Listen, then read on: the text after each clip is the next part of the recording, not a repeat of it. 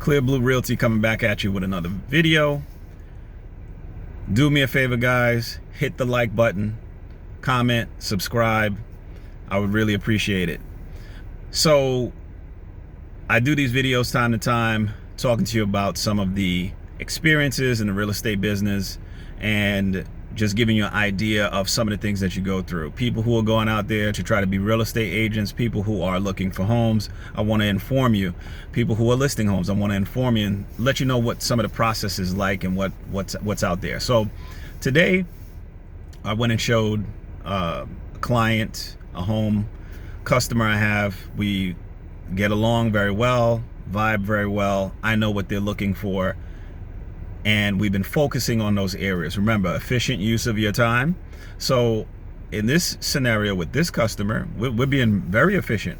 We're only looking at the houses that they qualify for, number one, and number two, the houses that they're interested in. So this one was a home run. Now, before I say home run, I mean, we haven't gotten anywhere yet because we still got to submit an offer. So brand new hardwood floors, brand new fixtures, brand new countertops, brand new appliances, fresh new paint. The basement was dry, no cracks in the ceiling, no leaks. Bang, bang, all the boxes are checked. And the house is in a presentable, it's not a brand new house, probably 100 years old, but the condition of the house now with all of the upgrades, it's something that's appealing to a buyer when they go in and they look and they say, hey, this house is in really good condition. And they took some attention. It's granite countertops, the backsplash in the kitchen. The things that sell houses would be the kitchen, bathrooms. If you put money into kitchens and bathrooms, even if you don't have the money to put into the flooring, you're going to get that house sold, and you're probably going to sell it for more than what you were expecting to get back in return. But some of these houses you go into, they don't have the presentation, and people just trying to get it off their hands. So it turns off a lot of buyers. So anyway, I think this is a good one, because the other thing that you have to look at when you're presenting offers is, how much is the house going to sell for? So for instance, the house is $200,000. It's a solid house. It has all of those boxes checked that a buyer would be looking at. Brand new flooring or brand new carpet, freshly painted, some detail, some attention has been, there's no leaking in the basement, no leaky pipes. The kitchen is taken care of, the bathroom's taken care of.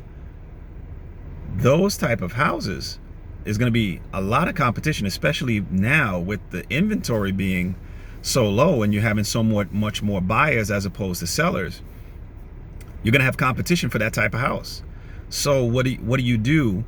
You have to talk to your buyers and get them to understand that the offers that you're going to have to present for a house that's $200,000, it might go, the house might sell for $220,000. I've seen it many times. So is the person pre-qualified for $200,000 or $225,000? Do they have the ability to go up in their offer?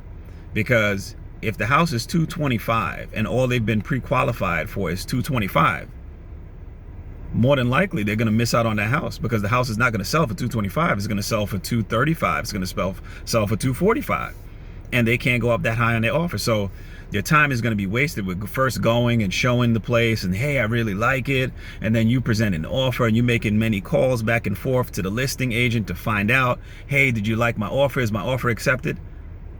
Somebody could come with a cash offer, and that cash offer is the same amount, but they're going to go with the cash offer because that cash deal is going to go through with no issues, especially if the person can validate that they have those funds.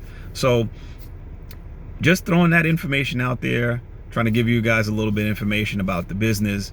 So I'm going to be presenting an offer on this property. I've tried to think of like little nicknames for the properties. We'll call this the brand new construction property. And I'm hoping that things go smooth, but there's some steps to this process. When you are going through the process of buying a home, I'm just going to quickly run through some of the steps. The first thing is to get pre-approved, to get pre-qualified with your mortgage company. That's step number one. You can't buy a house if you're not pre-approved.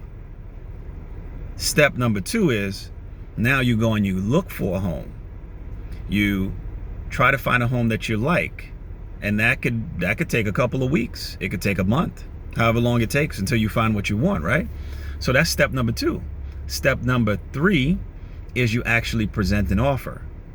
And the better you are at this, buyers and buyer agents, the more successful you're going to be.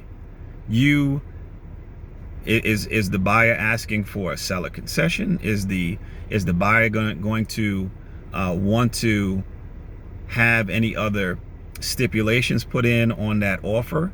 In this market right now, a lot of times the sellers don't even want to deal with a seller's concession, but some will. It's not totally off the table. So you put in the offer is accepted, you put together the contract, the buyer and the seller sign the contract. The next day, and this is in New Jersey, you are considered to be under attorney review. Does your buyer have a lawyer? Does the seller have a lawyer?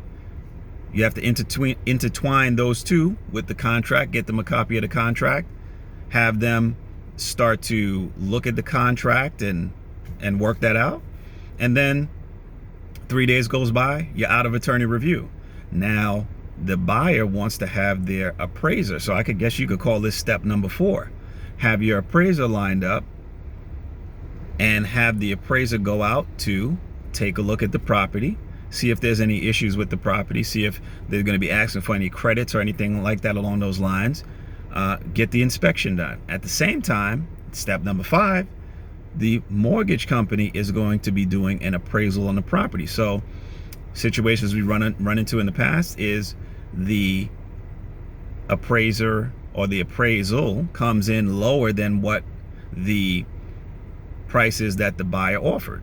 So if the buyer offered $220,000, the appraisal comes back at $210,000. Now the buyer and seller have to go back and renegotiate this, or the seller in some situations will say, hey, do you have any money to cover the difference between the $210,000 and the $220,000 that the house didn't appraise for?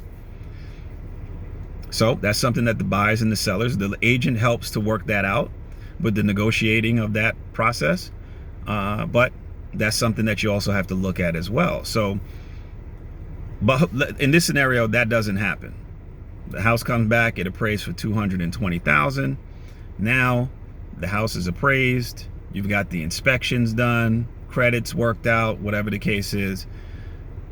And basically at this point, you're waiting for the mortgage company to give you a commitment, a mortgage commitment. The mortgage company comes back, they give you a mortgage commitment. I'm giving you best case scenarios. And now you're out of that phase. So now really you're just waiting, and it's about a 6, 7, 8 step process that you go through. And once again, guys, the things that stand in between a deal going through, there's many things that stand in the way of a deal going through, but the agents want to make sure that we're on good communication terms, make sure we're on good communication terms with our clients, make sure we're on good communication terms with the lawyers. The listing agents and the buyer's agents are the linchpins that hold the deal together. And that doesn't mean that we can always keep the deal together, but if we break down with our communication, you're not going to, that deal more than likely is going to fall apart. So a huge level of responsibility is on the agents in the deal, the buyers and the selling agents. But what makes a deal go through smoother with the least amount of headaches are the buyers and the sellers. If they are just solid people, good people, the deal will go through. So just throwing some things out there. I'm going to do another video where I actually go through the steps and some of the different variations of what can happen as you go through each step in the mortgage process, in the buying process. When you're buying a home, for a lot of you first-time home buyers, probably call it first-time home buyer step-by-step process. So once again, guys, thanks for tuning in. Leave me a comment, hit that like button, subscribe. Keep your head up, keep moving forward. Thank you, guys.